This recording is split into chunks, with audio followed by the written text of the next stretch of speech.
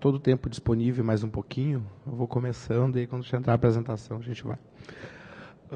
Bom, vou me apresentar. Meu nome é Dave Kuhn. Eu trabalho no SERPRO, no Serviço Federal de Processamento de Dados. E queria compartilhar um pouco com vocês aqui uma história nossa de 12 anos de utilização de Linux em desktop. A gente decidiu, no ano de 2000, teve uma decisão da empresarial no ano de 2003, de tentar utilizar software livre em todos os âmbitos da empresa. E na época, eu fui convidado a coordenar esse projeto, no ano de 2004, de adoção de software livre em estação de trabalho. Era um momento muito...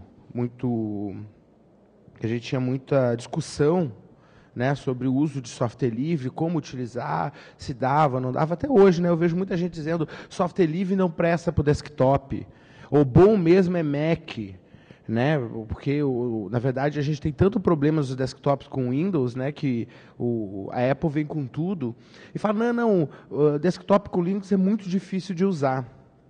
Né? Eu tive uma decisão minha, pessoal, que eu utilizava Linux no meu desktop, e teve um momento em 2002 que eu disse, não quero ter mais o Windows no meu desktop. Tirei o Windows no meu desktop e mantive só Linux, em 2002. E consegui fazer tudo que eu precisei fazer, eu fui conseguindo fazer. Algumas coisas davam trabalho, outras davam menos trabalho, né? Mas eu fui conseguindo fazer. Mariel, tu pode me emprestar teu computador que não está funcionando de lá? E aí eu fiz essa decisão minha, pessoal, de fazer o computador lá deu problema, eu vou tentar usar um emprestado aqui. Bom, como eu disse, eu tomei essa decisão de migrar, né? E o desktop, muita gente dizia, isso não vai funcionar, isso não vai dar certo. E, bom, sobrevivi utilizando Linux. Só um pouquinho, gente.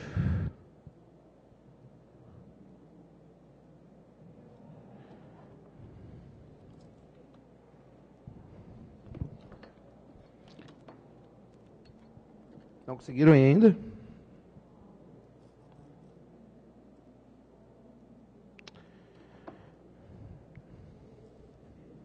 Tá, não consegui aqui também, não sei a senha. Bom, então a gente fez essa migração, eu espero que volte, que eu tenho os números para mostrar para vocês, mas o resto eu posso ir falando. E nós decidimos, em 2004, então, fazer essa migração para software livre dentro do SERPRO. A gente fez um trabalho de diagnóstico. Funcionou ali, obrigado. Pode passar, por favor? Funcionou. Não mexam mais, senão não... Mexeram. Então, bom, o que é o SERPRO? O SERPRO é uma empresa pública do Ministério da Fazenda, a gente tem 11.700 funcionários, faturamento de 1,5 bilhão, né, mais ou menos, faz aí os principais sistemas estruturantes do governo, imposto de renda, CIGEP, CIAF. E aqui eu quero fazer uma vírgula. Eu não estou falando oficialmente pelo SERPRO, estou falando como aquela pessoa que coordenou o processo lá atrás e que acompanhou a adoção de software livre até alguns meses atrás, até o golpe, né? Até agora, um pouquinho. Bom, pode passar, por favor. Bom, aí a discussão era, por onde começar, né? E aí eu vinha uma discussão dentro do governo, na época, lá em 2004, que era, a gente começa por onde? A gente começa pelos servidores, pela estação de trabalho ou pelos sistemas? Tinha gente que dizia, não, eu vou começar pelo back-end, é melhor eu ir trocando os sistemas aqui porque ninguém vai ver. O outro dizia, não, nós temos que mudar o desktop, porque o desktop é a fronteira final. Se a gente muda o desktop, a gente está mudando tudo. Quer dizer que a gente já conseguiu mudar tudo. Outro dizia, não, o que é caro mesmo é o Oracle. Vamos substituir o Oracle, vamos trocar para os servidores. E essa é uma discussão mais imbecil que eu já vi. Uma discussão sem sentido nenhuma. Porque tu não troca sistemas simplesmente por trocar. Tu troca planejando. E se tu vai planejar, tu vai ver aonde é mais fácil para ti. Então, nós temos um caso de sucesso, por exemplo, da Conab, por exemplo, dentro do governo federal, que eles começaram por onde? Pelos servidores. Eles começaram para servidores. Eles olharam, o diagnóstico deles disseram que era para os servidores. O diagnóstico por exemplo, do Ministério das Cidades, do MDS, disse, não, os sistemas eram mais caros, vamos trocar os sistemas. E o nosso diagnóstico do SERPRO mostrou que a gente poderia trocar as estações administrativas. Né? As estações administrativas podiam ser trocadas. Então, do nosso levantamento, levou ao diagnóstico de que nós podemos trocar as estações de trabalho dos sistemas administrativos. Aí a gente viu, olhou os sistemas departamentais, olhou os investimentos em equipamentos, olhou as pessoas, viu o que a gente precisava melhorar e disse, ok, é isso aqui que nós precisamos para trocar. Pode passar. E aí, nesse nosso planejamento, né, que envolveu esse diagnóstico, laboratório, testar, levantar os problemas, a gente fez um trabalho bem feito de diagnóstico. Olhamos bem quais são os problemas, claro que sempre vai surgir novos problemas, mas é a primeira coisa que eu digo, se tu vai fazer um processo de mudança, não importa qual mudança é, eu vou mudar vou mudar o sistema de transporte de funcionários, qualquer coisa tu tem que ter o quê? Um mínimo de planejamento, um mínimo de estudo. Então é isso que tem que ter no caso de um processo de migração, é ter esse processo e ver que vai precisar investimento. Então a gente levantou, não, olha aqui, para fazer essa mudança nós vamos precisar desses outros investimentos. Alguns foram aprovados, outros não foram aprovados e depois trouxeram problema, mas isso faz parte, né, de qualquer processo. E o que a gente fez com isso na mão foi lá pedir aprovação. Por quê? Porque a gente viu, e era uma das coisas que eu sempre digo, que quem vai fazer qualquer processo que envolva muita gente ou que envolva mudar muitas pessoas, por menor que seja o impacto, tu precisa de aprovação da alta direção. Precisa de que alguém vai te bancar depois. Porque sem esse apoio, né, se tu nem mostrar quais são os passos, quais vão ser os problemas que vão ter, onde é que vai estar a resistência, se tu não deixar público isso vai ser um problema. Então, nós fomos levando a diretoria, mostramos um planejamento de migração, tem um documento com esse planejamento de 2004, e esse documento diz quais são os passos que têm que ser tomados e como foi feito, né, como seria feito o processo de migração, dando data. Né, tal a época que, a partir de tal momento, o Firefox... Era o Firefox? Era o Firefox, já acho. Vai ser o browser obrigatório nas estações de trabalho. A partir de tal data, na época, o OpenOffice, né, depois BROffice, depois LibreOffice, na época o OpenOffice foi definido, a partir de tal data é o sistema padrão, a partir de tal data nós vamos remover o Microsoft Office, a partir de tal data nós vamos mudar para Linux. Então tinha todo um planejamento de ação em relação a isso. E, olha só, a gente está falando que nós começamos a migrar para Linux, as estações de trabalho, sem migrar nada ao redor. Eu estava migrando com a autenticação Novell, com os sistemas de back-end da Novell, com os sistemas ainda rodando proprietário, né, em torno. O nosso primeiro passo foi nas estações de trabalho administrativas. Essa decisão nossa, que estabelecia esses passos, ele tinha uma data para cada coisa. Então, eu vou lá. O primeiro passo, aplicação livre Windows, Firefox e OpenOffice. Segundo passo, né, daí OpenOffice, que a gente via, nosso diagnóstico já tinha indicado, que era a parte mais complexa. E aqui vem uma coisa que eu queria reforçar muito sobre essa questão do desktop. Usuário, é mentira que o usuário usa sistema operacional. O usuário não usa sistema operacional. Quem falou isso falou uma mentira. O usuário usa o quê? Usa no máximo, ele usa o quê? O editor de texto, um browser, no máximo copiar, mover arquivo, abrir alguma coisa. Então, quando falam isso, que o usuário usa sistema operacional, esquece. E a gente percebeu isso no nosso diagnóstico. E a gente percebeu que o nosso problema ia ser aonde? Ia ser no OpenOffice. O OpenOffice ia ser o nosso desafio. E que de fato foi. De fato foi. Nosso grande desafio. Então, a gente estabeleceu passos maiores. Tem que estar todas as máquinas com tal momento. O formato de arquivo para todos os novos documentos vão ser gerados no formato do OpenOffice, que era ainda antes do ODF, aquele formato anterior, o XW, né, que extensão XW. Depois, vamos ter um tempo, uma fase para adaptar os documentos do dia a dia, formulários, etc. E depois, uma data para remoção do Microsoft Office. E aí, a partir daí, a instalação do Linux. Isso, naquela época, não funcionou. Nós tínhamos uma data, nós instalamos o OpenOffice atrasado, o pessoal não começou a utilizar o formato para criar novos documentos, a gente brigou para fazer a adaptação dos documentos, não rolava, tem sempre um problema, né?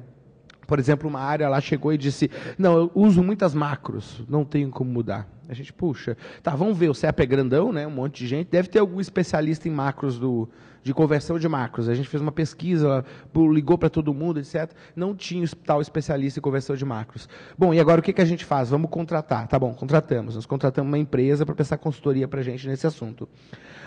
A empresa chegou, a gente fez um planejamento com elas de 1 mês, aí a gente podia renovar com ela, se fosse o caso, mas 1 mês para prestar consultoria para a gente, botamos 2 técnicos nossos para aprender, né, a conversão, e eles terminaram, sabe quanto tempo a conversão das tais macros complicadas? Em 1 semana. Não existiam as tais macros complicadas. O pessoal dizia que não funciona, mas era formatação, era alguma outra coisa. Teve um caso que era problema mesmo. Fora essa 1 semana, teve um caso que os caras tinham um sistema desenvolvido em Excel. E aí a gente falou, opa, não, vamos desenvolver um sistema de verdade nisso. Vai lá, vai fazer o sistema de verdade. Agora, todos os outros casos eram mentira, não tinha esse entrave, era só resistência.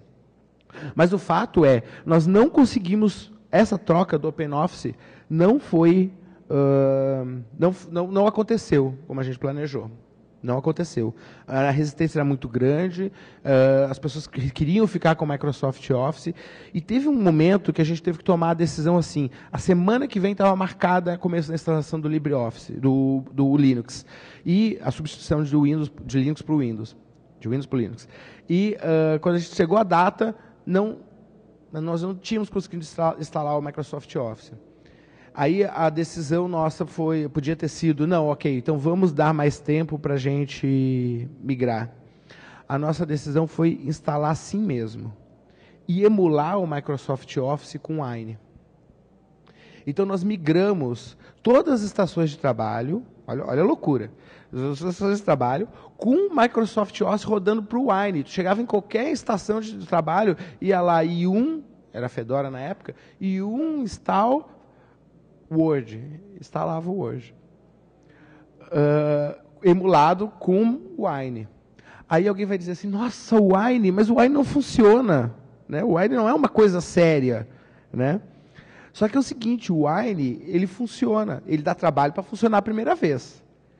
Eu vou te dizer que eu fiz funcionar lá junto, eu e um outro cara, a gente ralou para fazer funcionar o Office direitinho, o Office 97, na época, né? Que era um Office antigo, isso era uma vantagem, né?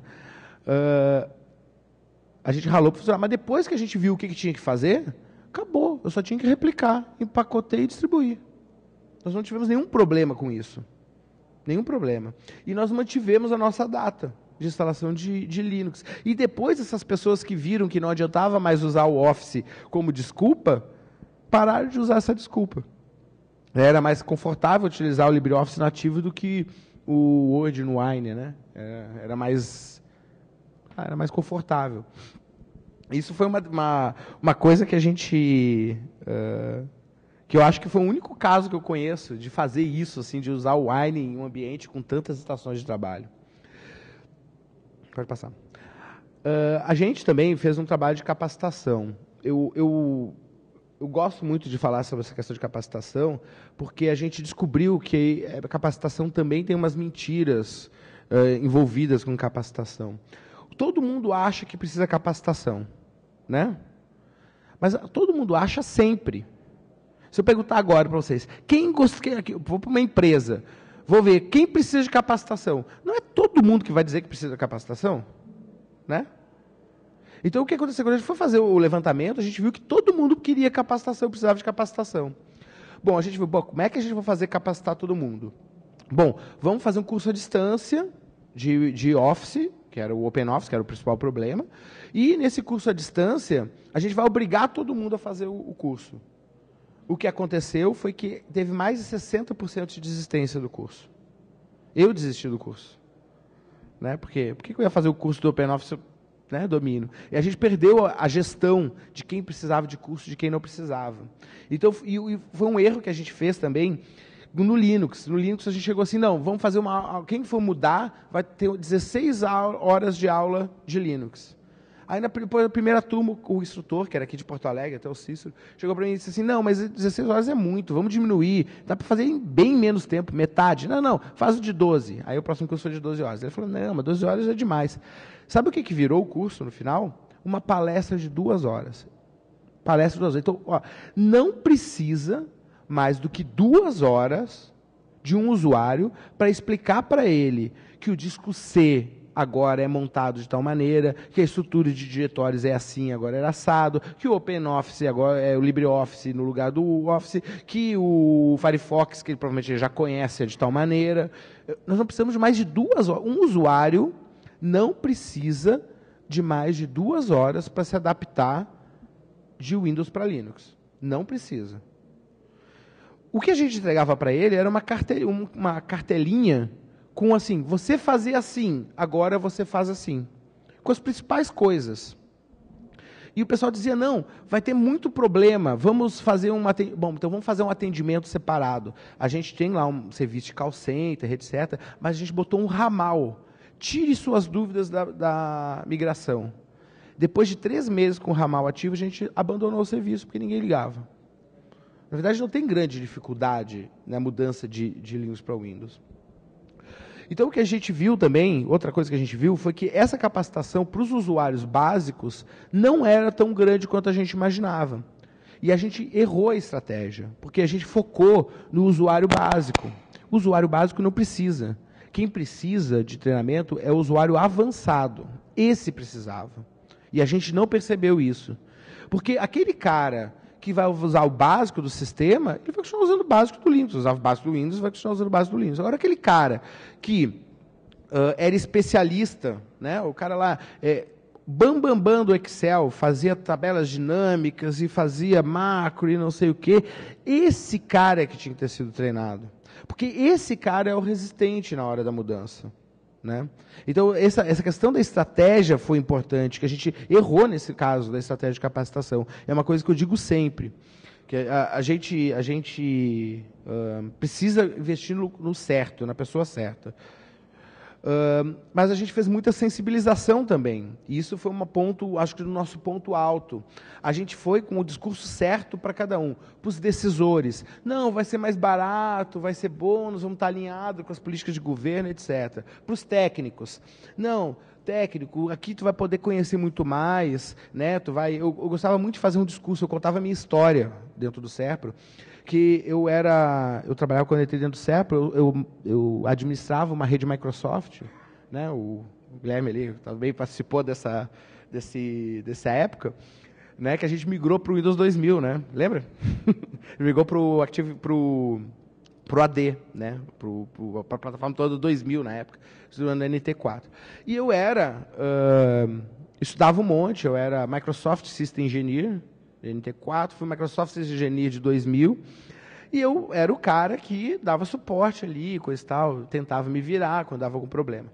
Aí teve um bug que ficou durante 6 meses, que sincronizava o AD inteiro a cada sincronização. Ele replicava tudo, eu não conseguia fazer o diff, né, a diferença.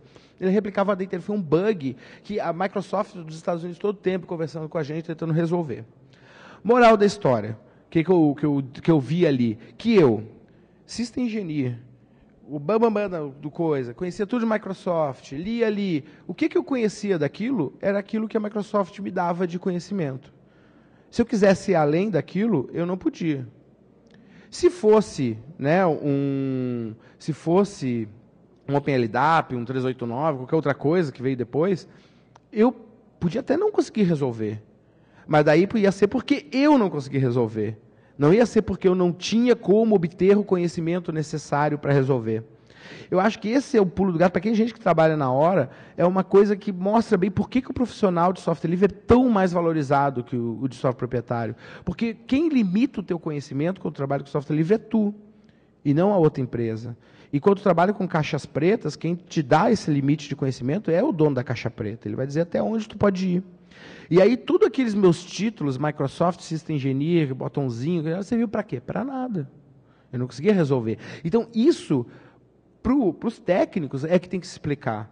Qual a diferença do software livre do software? Não é uma diferença de Postgre para Oracle, de Windows para Linux, de macOS para Linux. Não é essa a diferença. A diferença é que o conhecimento que está ali colocado, quem determina até quando tu pode conhecer é tu mesmo, e não a empresa que produz. Isso é uma diferença grande para os técnicos. Isso é o discurso que funciona com os técnicos. Não adianta dizer para ele que é mais barato. Mas o chefe lá vai pagar. Mas não adianta dizer para ele que isso é melhor para a humanidade, que isso é melhor para... Né? Até tem que dizer também, mas não é isso que vai convencer ele. E para os usuários, nós demos vantagens, mostrando assim, olha, esse dinheiro que a gente vai economizar, nós vamos comprar estações de trabalho melhor. Isso aqui que tu, por exemplo, tu que não conseguia editar uma foto, né? Agora a tua máquina vai ter um editor de foto decente, que era o GIMP. Então, tudo isso a gente conseguia fazer explicando para o usuário. Isso foi um trabalho muito bem feito que a gente fez. E que foi ajudado... por N fatores, que um deles foi a nossa organização interna, de envolver as pessoas, de ter mais gente. Agora, entender também que sensibilizar não é suficiente. Né? Quando sensibiliza alguém para fazer uma mudança, ele só vai mudar mesmo se for cômodo para ele fazer a mudança. Então, a mesma coisa, eu sei que é um exemplo que eu já dei em outras palestras, eu sempre dou isso, mas é um exemplo perfeito. Todo mundo é a favor da reciclagem, ninguém é contra. Mas agora, se tu tem que andar 2 quadras para levar teu lixo seco, para botar num lugar, um container especial, tu já não vai fazer todo dia. Né? Se for mais longe ainda, esquece, teu lixo vai lá para o comum, é ou não é? Por quê? Porque tu acha que é certo, é correto, mas o teu esforço... Né, já também tem teu valor para ti, né? Então tu fica ali naquele problema. Então não é suficiente, é importante, mas não é suficiente. Isso aqui é um quadro que mostra, que eu gosto de mostrar, que foi uma pesquisa de uma colega lá do SERPRO sobre sensibilização. Essa pesquisa pegou no momento, foi feito em 2010, talvez, 2009, não tenho certeza agora o ano, devia ter botado ali. Ela fez uma pesquisa dentro do SERPRO. Eu acho que é 2009, ela publicou em 2010 o trabalho, que fazia várias perguntas. E aí tem umas perguntas que eu gostaria de falar com vocês. 90% dos funcionários do SERPRO, que responderam a pesquisa, diziam que eram favoráveis à adoção de software livre no SERPRO. Isso é o quê? Isso foi uma sensibilização bem feita, né? A gente conseguiu mostrar para as pessoas a vantagem do uso de software livre. Aí... 82%, 83% diz que não, nós temos facilidade de absorver o conhecimento de software livre. Né? Ali, 80% diz que aumentava o conhecimento. Né? Então, foi uma pesquisa muito, muito favorável. Claro que, olha lá, o último item lá, considerava o treinamento e capacitação suficiente, 40%, é isso que eu disse, né? O pessoal sempre quer mais capacitação. Mas, quer dizer, a sensibilização foi um ponto forte, né, do nosso trabalho. E foi facilitado pelos comitês. A gente criou comitês em todas as regionais, e esses comitês, eles faziam esse trabalho de maneira não hierárquica, envolvendo as pessoas. Então, a gente chegava numa regional, vamos fazer a migração. Eles conversavam com todas as áreas, tinha uma pessoa de referência em cada área. Se tiver problema, fala com fulano. A gente criou uma rede de apoio ao software livre, que era uma rede voluntária, não era uma rede... Era quem é o cara de software livre aí? Opa, então deixa o cara vir ajudar a gente aqui, reunir com a gente, planejar essa mudança. Então foi muito bom isso aí, o Comitê de Software Livre foi um dos grandes pontos, tanto que os comitês de software livre estavam aí funcionando até agora, ainda não sei se eles vão continuar, mas eles foram um grande ponto de apoio aí na adoção de software livre. Também tem que entender, e isso faz parte do nosso processo, que qualquer mudança é problema. Né? Uma mudança de tecnologia é igual a um processo de mudança qualquer. As pessoas tendem a se acostumar, né, no seu status quo, muitas vezes. Tem pessoas que são conservadoras no sentido de gostar de estar fazendo as mesmas coisas sempre, né? E quando tu muda a tua maneira de trabalhar, é sempre uma dificuldade. Então, a gente precisa saber gerenciar processos de mudanças. E foi isso um pouco que a gente fez, gerenciou um processo de mudança, não só um processo de tecnologia. E para isso tem que tratar o usuário. E para tratar o usuário, tem que entender, eu dou uma classificada nos usuários um pouco, porque ajuda a gente a entender. A gente fez esse trabalho com os usuários. usuários. Então, tem usuários lá que são importantes, eles precisam ter cuidados. Quem é importante? O chefe? Não, esquece, o chefe nem sabe usar computador a maior parte das vezes. Deixa qualquer coisa lá no chefe. O problema não é o chefe, o problema é a secretária do chefe. Se a secretária do chefe ficar buzinando no ouvido dele de que a agenda não está funcionando, de que ela não conseguiu marcar o compromisso, de que isso atrapalha, que ela sempre vai fazer, né? Ela sempre vai fazer. Então, é mais difícil a secretária do chefe. Mas pegar aqueles elementos chaves, quem são os líderes positivos, quem são os caras que mais conhecem, vou lá no setor financeiro, quem é o cara, quando tem dúvida, quem é que resolve? O fulano. Então, o fulano tem que estar do teu lado. Né? Não precisa ter mais ninguém do teu lado. Se o cara, que é a referência técnica da área, está do teu lado, tudo vai para frente. Então, esse trabalho é um trabalho que tu tem que fazer. A gente buscou, e graças aos comitês, que foi uma coisa espalhada, a gente conseguiu fazer isso, chegar nas áreas com isso. E aí saber tratar cada usuário. Tem usuário lá que diz assim, não, pode mudar aí, muda aí, e aí se der algum problema, o problema é teu. Tu que vai ter que te resolver quando não sair o pagamento das pessoas, ou qualquer coisa assim, né? E aí tu fala, não, beleza, o problema é meu, pode ser. Aí tem que bater no peito e dizer, não, vamos lá.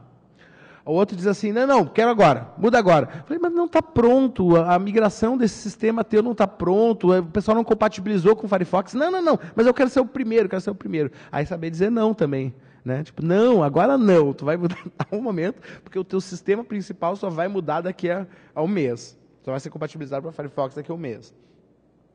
Aí também tinha um desconfiado, assim, isso não funciona. Se funciona, por que ninguém usa? Né? Isso é uma frase que eu escuto sempre, né? Pô, mas se Linux é tão bom mesmo, por que ninguém usa? Bom, a minha resposta é porque pirateio. Porque se tivesse que pagar, não pagavam, né?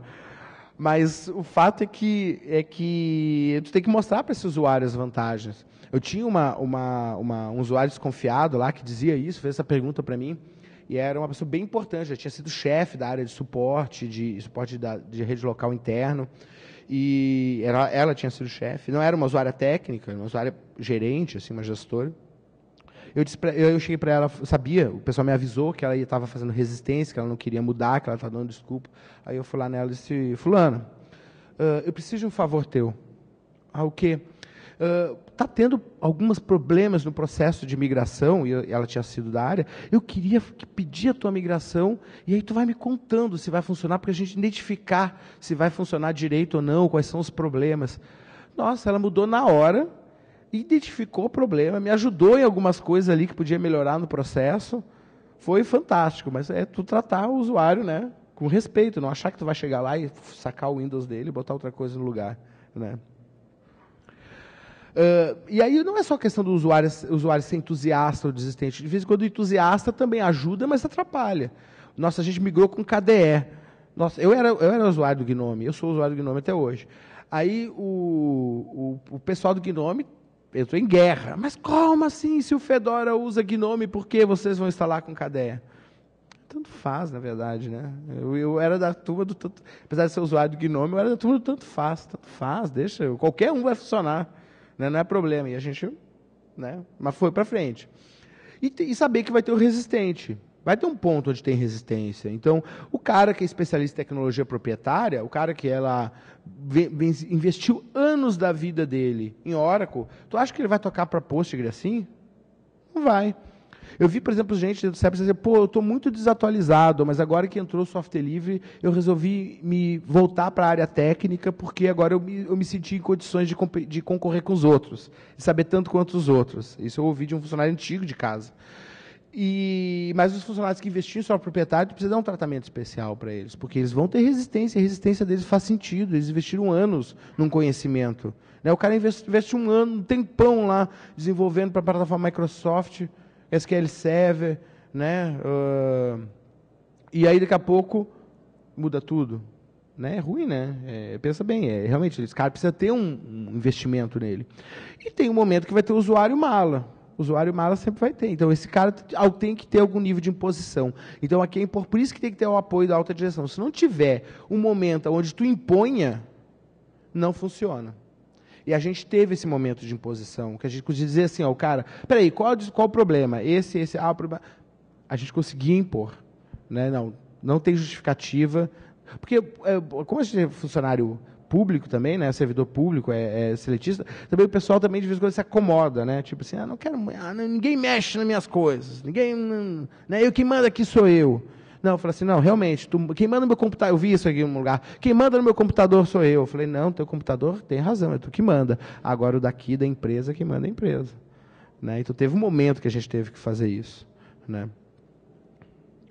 Claro, mas a gente também não foi só nas estações de trabalho, a gente saiu botando software livre em outras coisas. Isso aqui é só coisa interna, tá? Você presta serviço para fora. A minha apresentação se concentra no interno do SERPRO.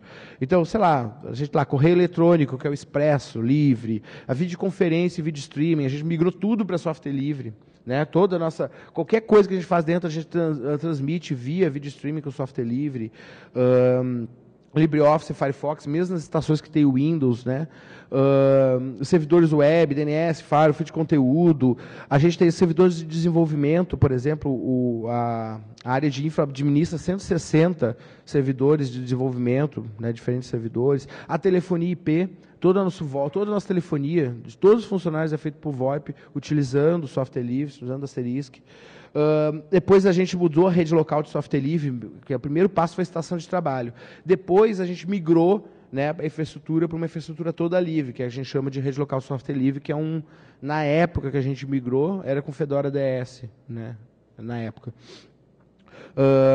O Demosele, que é o nosso framework de desenvolvimento, quer dizer, o framework de desenvolvimento é um exemplo de que a gente não só usou software livre, a gente devolveu o software livre. Então, se pegar o Expresso e o Demosele, está todo o código publicado na internet, pode entrar no site lá, pegar, ver lá o repositório, participar. A gente migrou todos os portais internos para Plone, né, externos também, e usou Postgre intensamente. Né, então, para vocês verem como é que está hoje, esse é o quadro de hoje, tá? 12 anos depois do começo da migração.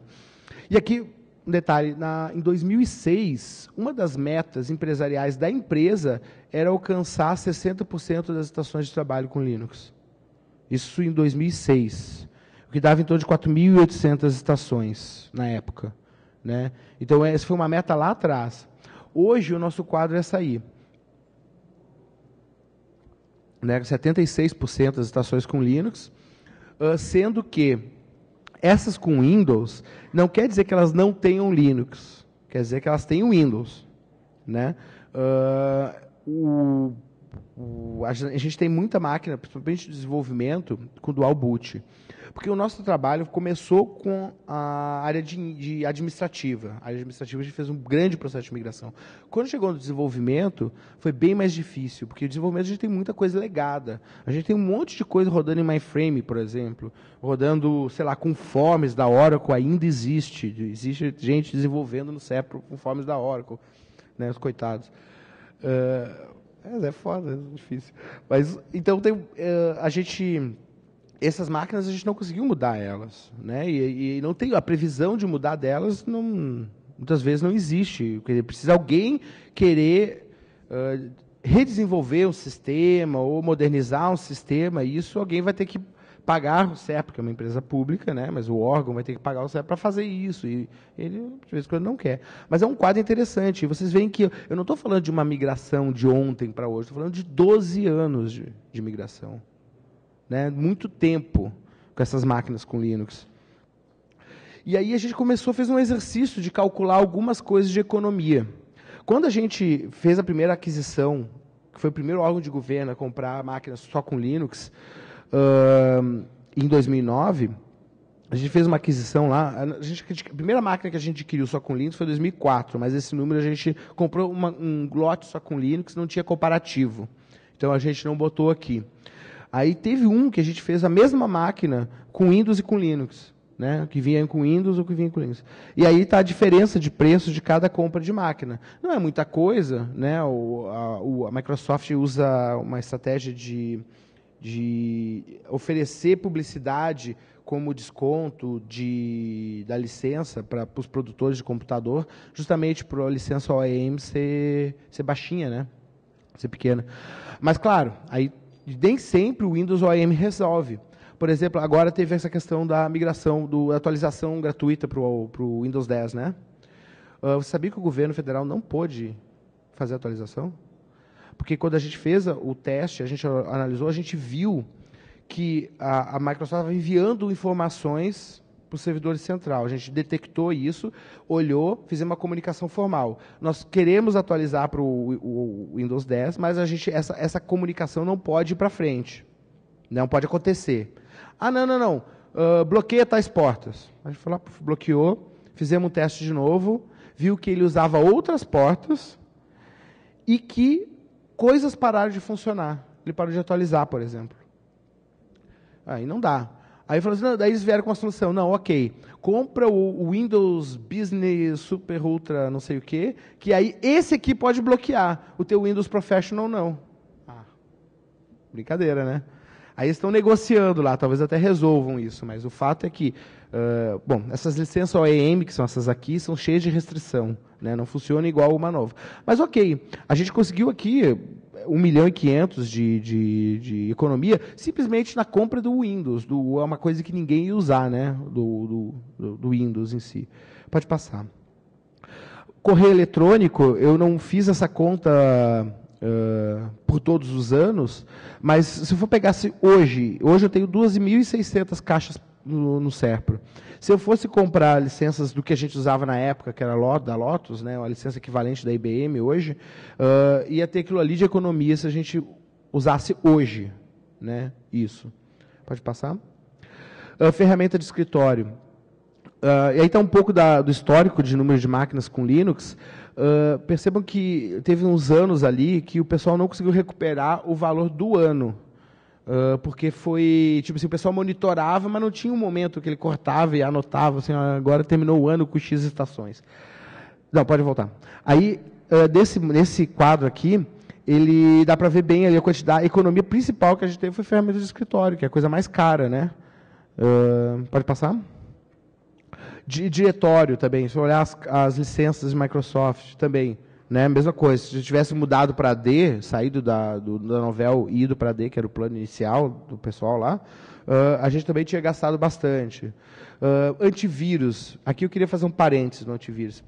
Eu me lembro que quando a gente foi adotar as estações de trabalho, o pessoal da segurança chegou para a gente assim, não, é obrigatório migrar com software, com um antivírus. Eu falei, por quê? Ah, não, porque antivírus é importante, não sei o quê. Ai, meu Deus, tá bom. Mas a gente pode economizar esse dinheiro, não tem problema de vírus. Não, só não tem problema de vírus porque Linux não é popular, porque o Linux for popular vai ter muito problema de vírus, não sei o quê, não sei o quê, não sei o quê. Tá bom. Aí a gente fez um estudo lá, não sei o quê.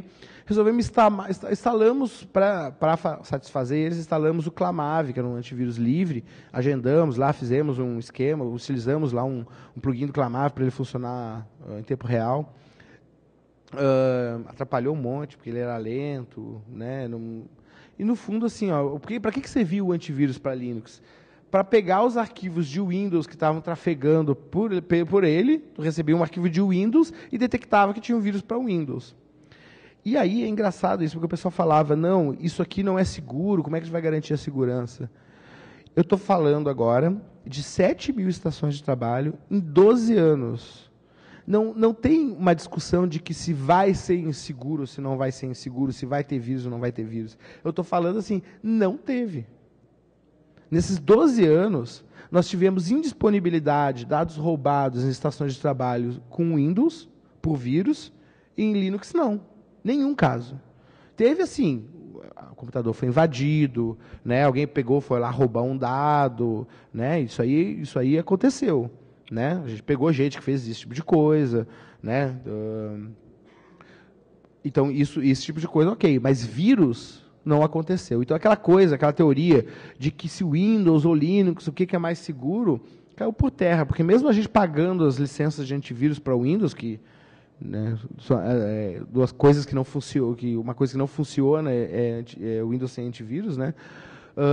Mesmo pagando a licença, ainda nós tivemos muito mais problema nas máquinas Windows do que nas máquinas Linux. E não foi só com antivírus, foi com tudo. As máquinas com Windows geram muito mais problemas que as máquinas com Linux. As máquinas com Linux têm um nível de chamada muito menor. Né? Isso é uma coisa importante também, que cria economia indireta. Sei lá, só juntando aqui, a grosso modo, deu quase 46 milhões, 47 milhões de economia, né, nesse tempo, só de licença, dessas licenças básicas. Assim. Pode passar?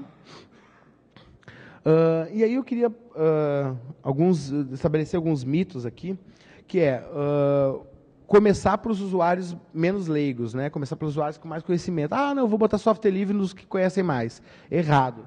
Quanto menos o usuário conhece, melhor vai ser a mudança dele. Mais tranquilo vai ser a mudança dele. Eu não sei, vocês, quem já teve experiência aqui de migrar a mãe, eu migrei a mãe, eu fui lá na minha mãe e disse para ela, vou usar Linux agora, botei o Linux para ela. Ela se perde tanto quanto ela se perdia com Windows. Nem mais nem menos. Só que, dessa vez, pelo menos, ele é mais resistente às coisas que ela faz. Então, fica mais tempo funcionando sem problema. Então, é um pouco isso, né? Quem já fez isso tem essa experiência. Que vai aumentar o suporte? Não, o suporte diminui. Que a segurança vai diminuir? Não, a segurança aumenta. Né? Outro erro que o pessoal faz, que já vi o pessoal fazer, é querer deixar o ambiente perfeito no momento da migração. Não, tem que estar tudo perfeito. Cara, o ótimo é aquela frase batida, velha, mas é verdade. O ótimo é inimigo do bom. Vai ter problema, vai. Né? A gente errou na migração. A gente fez o laboratório, fez o planejamento com o Fedora Core 1. Aí saiu o Fedora Core 2, a data para instalar para começar a migração era 2 semanas ou 3 semanas depois. A gente olhou assim, vamos fazer com o novo? Vamos. A gente fez a migração com o Fedora Core 2, na época, né? E claro que ia dar errado, né? Deu errado. Um monte de probleminha que a gente não detectou, porque a gente não fez o laboratório direito, coisa e tal. Mas tá bom, funcionou. Outras coisas que eu vi também, a gente teve um problema assim, que a gente teve, o Team Client. A gente pediu para a diretoria, nos processos que a gente encaminhou de aquisição e de investimentos necessários, a gente tinha pedido para eles algumas estratégias para aquisição de computador. Então, a gente tinha muito computador antigo, o Seprovit vinha de, isso é 2004, 2003, 2004, o Seprovit vinha de anos de falta de investimento, né? Ele tinha por exemplo, não entrava funcionário novo. Eu sou do concurso de 98. Quando eu entrei no Serpro, a idade média era 25 anos de casa. Média. Depois que eu entrei com o meu concurso. A idade média era altíssima. Não tinha investimento em pessoas nem em equipamento. Então, a gente viu que os equipamentos não conseguiam... Tinha gente rodando o Windows 95 em 2004. E não tinha como substituir essas máquinas, porque realmente era muito, muito antiga. Então, a gente fez uma aquisição de máquinas na época, não vou lembrar o número, 2.400 talvez, um bom número de máquinas para a área administrativa. E o CEPO nunca tinha comprado máquina para a área administrativa, sempre comprava para a área desenvolvimento, ia cascateando e chegava lá para a área administrativa o resto. Só que daí inventaram e dizer assim, não, já que vamos botar Linux, pode botar Team Client. Vamos fazer uma experiência, compra lá 100 Team Client para fazer uma experiência em São Paulo. Blá, blá, blá. Gente, não faz isso, porque vai atrapalhar. Os caras já estão migrando para Linux, ainda vai tirar o computador deles, não adiantou. Não. Tem que aprovar, tem que botar. Tá bom, vamos botar. Botamos lá os 100 Team Client.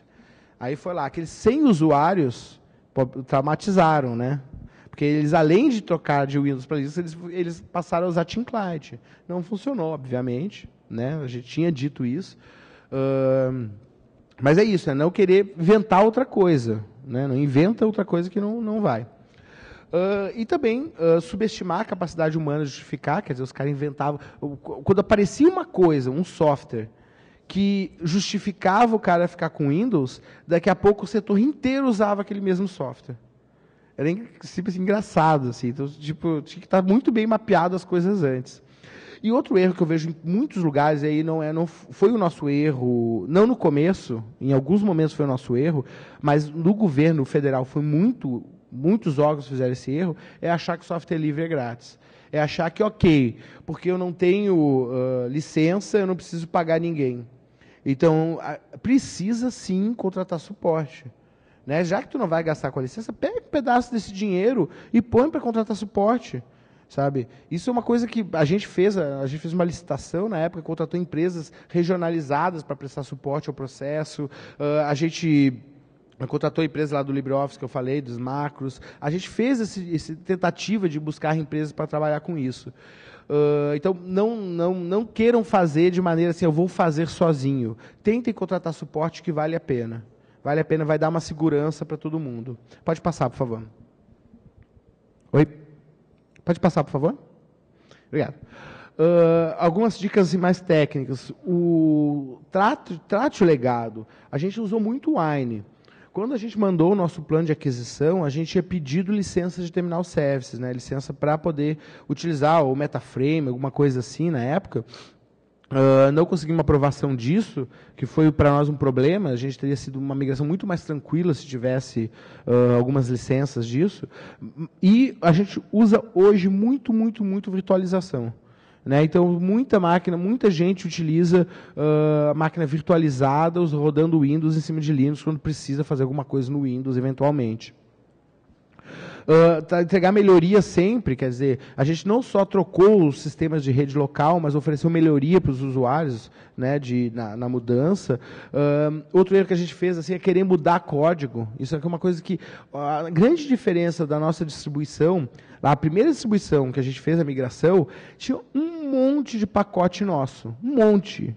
Não, o Firefox é nosso. Não, o Office é nosso. Não sei o que é nosso. Tu olhava lá a primeira versão de distribuição, era muito diferente da versão da comunidade. Com o tempo, o que veio acontecendo? O que veio acontecendo foi que a gente foi cada vez fazendo menos pacote. Porque dá mais trabalho.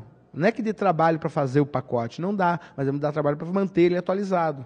Você tem que estar sempre atualizando o pacote. Então, isso é uma coisa, tenta mexer o mínimo possível do código da comunidade. Se tiver que fazer alguma coisa, contribuir alguma coisa com a comunidade, contribui... Nossa, já? Contribui... isso ainda para as perguntas, né? Ainda tem tempo para as perguntas. Tá.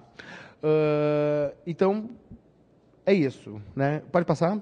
Último.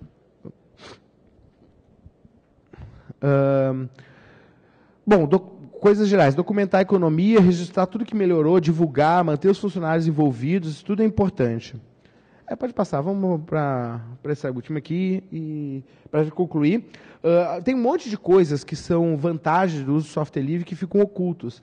A capacitação, que foi o que eu falei, as pessoas podem conhecer mais, as pessoas aprendem mais com o software livre. Eu poder trocar de fornecedor a hora que eu quiser, isso está escondido numa troca. Eu escolho o momento que eu vou atualizar, se agora eu quero atualizar isso aqui, eu não quero, eu escolho, porque o código está disponível, eu posso manter. Se o cara é uma empresa de software proprietário, pode dizer, agora eu não vou prestar mais suporte para isso, hora de trocar. Aplicações específicas não eram usadas. Por exemplo, quando é que um cara do administrativo ia ter um Photoshop? Não tem, mas GIMP ele tem hoje. Então, né? E várias outras aplicações específicas que a gente não percebe o custo. Mas, por exemplo, a nossa revista do CEPRA é publicada com Scribus, os nossos designers utilizam Inkscape, as nossas animações são feitas com Blender hoje. Tudo isso aí era um custo, eram custos que a gente ia ter que estar pagando. E a gente hoje não paga por isso. A questão de não ter vírus, a questão de dificultar a espionagem, aí a questão do Snowden, que pegou muito com o governo, e o governo não tinha muito como reagir. Na verdade, nós, do CERPRA, um dos poucos órgãos que tinha como dizer, a gente cuida, a gente está olhando, a gente está monitorando, a gente está tentando evitar isso. Né? E por poder utilizar mais softwares e poder pensar melhor e não ser pautado por outras empresas, a gente consegue ter um ambiente com maior renovação. Acho que esse é o nosso grande resultado. Pode passar aí para o slide final, para ficar o meu contato, por favor. Quem quer fazer alguma pergunta? Rapidinho, tem uma pergunta de tempo. Som. Alguém tem pergunta? Lá atrás.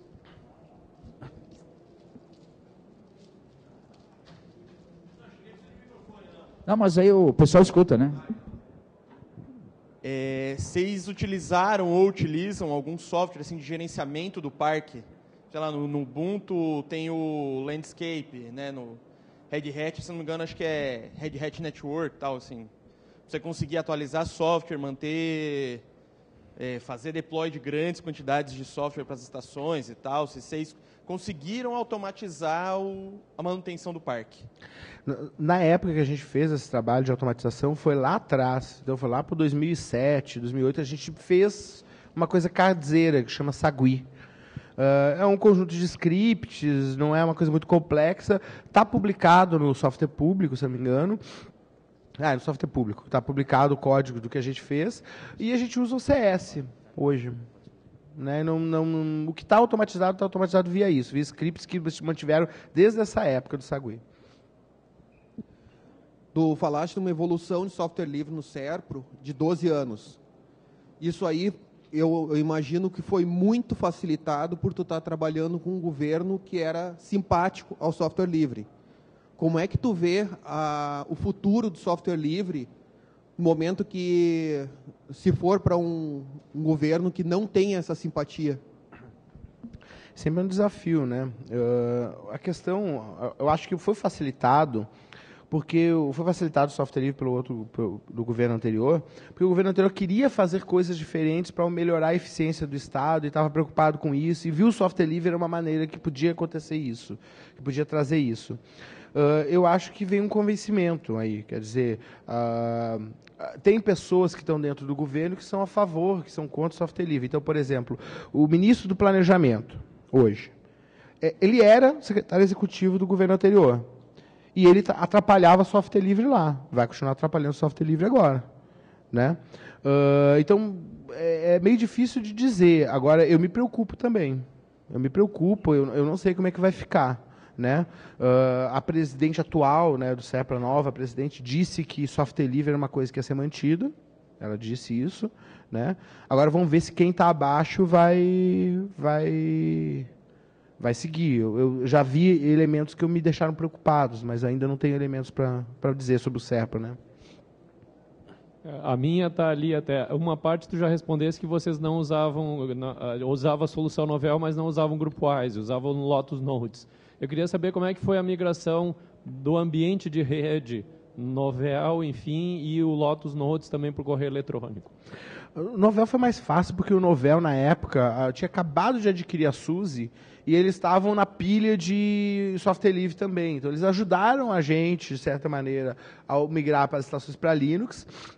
E como eles estavam numa decrescente, já tinha vontade de migrar para a Novell, então foi fácil. O que foi difícil foi a gente sentar, definir, usar o diretório. A gente acabou optando pelo diretório, não pelo OpenLDAP, que foi o que o maior número de órgãos de governo utilizou. Quase todos os órgãos de governo utilizaram o OpenLDAP. Na época, a gente usou o... Não era nem o NDS, era o projeto da Netscape que abriu, que depois virou o Fedora DS, antes do Fedora DS. Como é que era o nome? Antes? 389 foi depois. Fedora DS era antes. Então era Fedora DS mesmo. Foi no Fedora DS que a gente usou diretório e a gente montou em cima disso. Foi tranquilo. Já a do Lotus Notes foi mais complicada. Por que o Lotus Notes foi complicado? Não pelo Lotus Notes, porque o Lotus Notes não trazia nenhuma grande vantagem para a gente, mas porque a gente fez essa migração para o Lotus Notes para o Open Exchange na época, e com algumas modificações que a gente chamou de carteiro, um projeto, e foi um projeto que se dissociou da comunidade, e aí deu muito trabalho. E aí, eu sei que a gente só foi conseguir acertar isso quando a gente já plantou o Expresso depois. Então teve um tempo aí, esse foi um pouquinho mais complexo. Aí tinha aplicações, tinha coisas em volta, foi um pouquinho mais difícil, assim. Exatamente, ele não está vendo o Novell, né? Ele está vendo só, ele está dizendo, para quem está vendo a transmissão, ele está dizendo, o Novell ninguém está vendo, agora o Correio está vendo. É verdade. Agora, assim, Correio é Correio, não dá trabalho. O que dá trabalho são as coisas que estão em torno do Correio, é a agenda, os sistemas que usam Lotus Notes, isso que dava mais problema. Mas até hoje tem resistência com isso, bastante, inclusive. Gente, obrigado, tá? Valeu, obrigado aí pelas questões, deu mais tempo que eu imaginei. E, bom, qualquer coisa ali vai estar publicada a apresentação, meu e-mail estava ali, quem quiser fazer mais alguma dúvida, algum comentário. E vamos ver aí que daqui a mais 12 anos como é que vai estar esse projeto, porque uma coisa que eu queria dizer, só para concluir, sobre essa questão da mudança, tem algumas mudanças para software livre que eu acho que se concretizaram, que não tem como voltar atrás. Essa aqui é uma mudança. O SERPRO ter 2.000 servidores hoje rodando Linux, não volta atrás. né? 2.000 servidores rodando Postgre, JBoss, né? Os casos de JBoss, né? Que são incríveis. Isso tu não volta atrás mais. Tecnicamente não faz mais sentido, sabe? Ninguém vai dar um tiro no pé, na cabeça de mudar isso. Então, quando tu faz a coisa bem feita, e é o nosso recado, talvez, se tu faz um processo de adoção de software livre bem feito, ele fica. E o que eu vejo é que a gente, no SERPRO, outros órgãos não, outros lugares até que não, mas o SERPRO consolidou o seu uso de software livre. Não tem como voltar atrás. Estou pedindo para avaliar a palestra no Macadu, né? Pode avaliar lá, tá bom? Gente, obrigado. Valeu.